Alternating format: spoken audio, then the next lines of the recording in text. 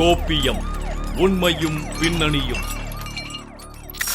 விசாரணை கைதிகள் மரணம் தொடர்ந்து வரும் நிலையில் மதுரையில் வாகனம் நிறுத்துவது தொடர்பான தகராறில் விசாரணைக்கு அழைத்து செல்லப்பட்ட 52 வயதான கோயில் பூசாரி பரமசிவம் என்பவர் காவல்துறை தாக்கியதால் உயிரிழந்ததாக கூறப்படும் அதிர்ச்சி சம்பவத்தை பற்றி இப்போது பார்ப்போம். சாத்தன்குளம் ஜெயராஜ் பெனிக்ஸ் மரணத்தை தொடர்ந்தே விசாரணையின் போது கைதிகள் போலீசாரால் அடித்து கொல்லப்படும் சம்பவங்கள் வெளிச்சத்திற்கு வந்து கொண்டிருக்கிறது.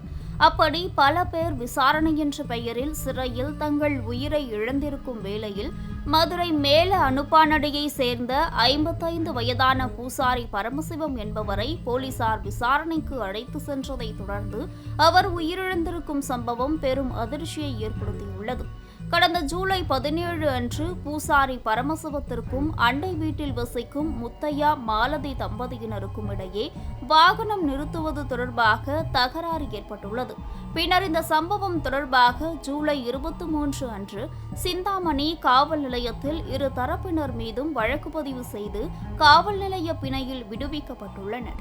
இந்த விவகாரம் தொடர்பாக காவல்துறையினரிடம் கேள்வி எழுப்பிய பரமசிவத்தை சிந்தாமணி காவல் நிலைய போலீசார் தாக்கியதாகவும் அதனால் ஜூலை 24 அன்று அவருக்கு தலைவலி, வாந்தி உபாதைகள் ஏற்பட்டு அருகில் உள்ள ஆரம்ப சுகாதார நிலையத்தில் மருந்துகள் வாங்கி உட்கொண்டதாகவும் அதன் பின்னர் ஆகஸ்ட் 5 அன்று அவருக்கு உடல்நலக்குறைவு ஏற்பட்டதால் மதுரை அரசு ராஜாஜி மருத்துவமனையில் உள்நோயாளியாக அனுமதிக்கப்பட்ட போது அவருக்கு மூளையில் இரத்த கசிவு ஏற்பட்டதாகவும் தெரிகிறது. பின்னர் ஆகஸ்ட் 11 அன்று தனியார் மருத்துவமனைக்கு மேல் சிகிச்சைக்காக பரமசிவம் கொண்டு செல்லப்பட்ட நிலையில் ஆகஸ்ட் 15 அன்று இரவு உயிரிழந்துள்ளார்.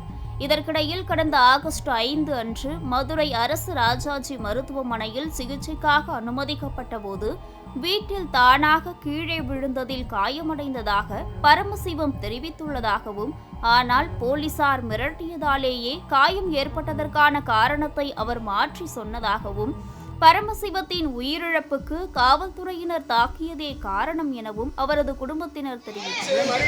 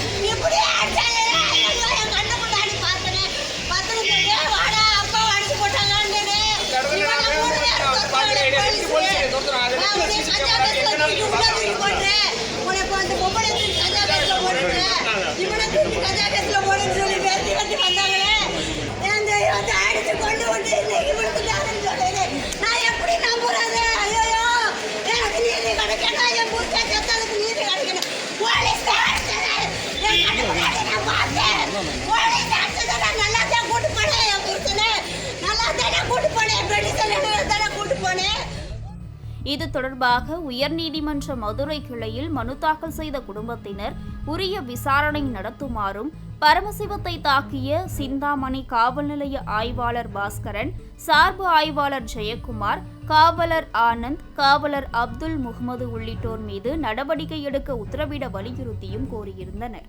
அதன் அடிப்படையில் மதுரை மாவட்ட 5வது நடுவர் மன்ற நீதிபதி லட்சுமி பிரியா அரசு ராஜாஜி மருத்துவமனை பிணவரையில் பரமசிவத்தின் உடலை ஆய்வு செய்து குடும்பத்தினரிடம் நாள் முழுவதும் விசாரணை மேற்கொண்டு உடற்கூறாய்வையும் கண்காணித்துள்ளார்.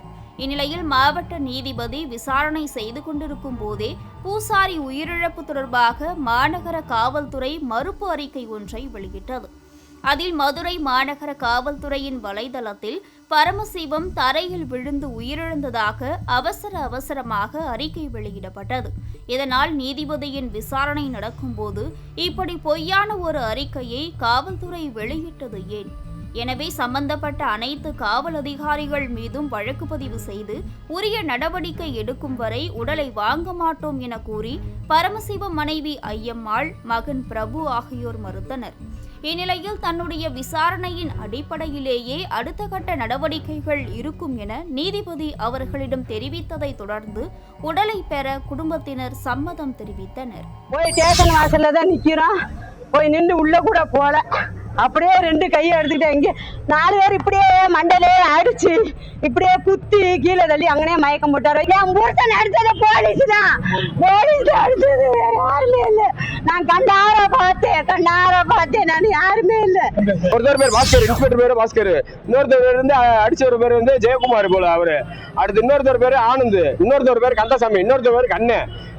எல்லாத்தையும் நேரில் காமிச்சா கூட நான் அடையாளம் காமிப்பேன். ஆனா இதுக்கு உண்டான எனக்கு நீதி வேணும், வேற ஒண்ணுமே வேணாம். காசு பண்ண சொத்து எதுவுமே வேணாம். எங்க அப்பா அஸ்திவாரமே இல்லை எனக்கு வேற இந்த நடவடிக்கை மறுபடியும் மேலும் எடுக்கணும்னு கேட்கிறேன், வேற ஒண்ணுமே கேட்கல. இந்த இது கரெக்டான உத்தரவு எனக்கு வரணும்.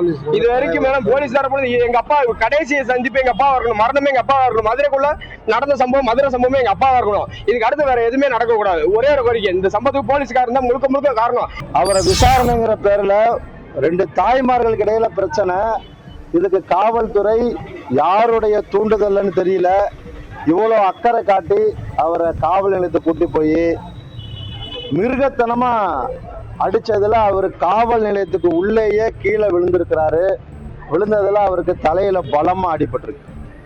அதற்காக என்ன பண்ணிருக்காங்க, உடனே காவல்துறையே அவரை ஜிஹெச் கூட்டிட்டு போயிட்டு மாத்திரையை மட்டும் வாங்கி கொடுத்துட்டு அங்க எந்த ரிஜிஸ்டரும் பண்ணாம வீட்டுக்காரம்மா கிட்ட இவரை கூட்டிட்டு போங்க, ஒன்னும் அடியெல்லாம் படல, கூட்டிட்டு போங்க, விசாரணைக்கு கூட்டிட்டு போயிட்டு அடிச்சுட்டு எந்த வழக்குமே போடாம இவரை கீழே தள்ளி விட்டு அடிச்சோன்னே இவர் மயக்கமாகி வாந்தி எடுக்கவும் ஏதோ நடந்துருச்சுன்னு சொல்லிட்டு உடனடியா அனுப்பி விட்டுறாங்க. அவர் வீட்டுக்கு வந்து திரும்பவும் ஜிஹெச்ல போய் அட்மிஷன் ஆகுறாரு. மண்டை அடிபட்டிருக்கு, ரத்த கசிவு ஏற்பட்டிருக்கு நாங்க ஜிஹெச்ல சொல்லவும் அவங்க வீட்டுக்காரமா தனியார் மருத்துவமனைக்கு வேலம்மாள் கூட்டி போய் அங்க பார்க்கும் போது அவங்களும் அதை உறுதி செய்யறாங்க. அடிப்பட்டதால தான் ரத்தம் உறைஞ்சிருக்கு அப்படிங்கிறத உறுதி செய்யறாங்க. உடனடியா ஆப்ரேஷனுக்கு ஏற்பாடு பண்றாங்க. ஆப்ரேஷன் முடியுது. அது பலனளிக்காம அவங்களுடைய கொடூர தாக்குதல்ல பரமசிவம் பூசாரி இறந்து விடுகிறார். இப்ப காவல்துறை வந்து இந்த மாதிரியான ஒரு தப்பை பண்ணிட்டு திரும்ப அதை நியாயப்படுத்துற விதமா நடந்தா நாங்க எப்படி அதை ஏத்துக்கிறது? இன்னைக்கு ஒருத்தருக்கு நடந்துருச்சு, இது எப்படியோ தொடர் கதையா ஆகுதுன்னு வச்சுங்களேன். இந்த ஆட்சியிலையும் ஆட்சி மாறினாலும் காட்சி மாறாத கதையா தொடர்ச்சியா இதெல்லாம் நடந்துகிட்டே போனா யார் தான் இதெல்லாம் கேட்கறது? பூசாரி பரமசிவத்தினுடைய மரணமாவது இதுக்கெல்லாம் ஒரு தீர்வு கொடுக்கணும். அதனால நாங்க வாங்க மறுக்கிறோம். குற்றம் செய்தவர் தண்டிக்கப்பட வேண்டும் என்பதில் மாற்று கருத்தில்லை. ஆனால் விசாரணை கைதி என்பவர் இன்னும் குற்றவாளி என நீதிமன்றத்தால் தீர்ப்பளிக்கப்படாதவர். அவரது உயிருக்கும் மனித உரிமைக்கும் பாதுகாப்பு அளிக்க வேண்டியது அரசின் பொறுப்பு. இந்த சூழலில் விசாரணை என்ற பெயரில் வன்முறை எந்த சூழலிலும் நியாயமாகாது என்பதை உணர்ந்து உண்மை வெளிவர வேண்டும் என்பதோடு தவறு செய்தவர் யாராக இருந்தாலும் சட்டத்தின் முன் நிறுத்தப்பட வேண்டும். அப்போதுதான் காவல் மரணங்களுக்கு ஒரு முற்றுப்புள்ளி வைக்க முடியும். மீண்டும் பல அதிர வைக்கும் குற்ற சம்பவங்களோடு அடுத்த கோப்பியும் நிகழ்ச்சியில் சந்திக்கிறேன். அதுவரை உங்களிடமிருந்து விடைபெறுவது நான் ஸ்ரீகாந்த்.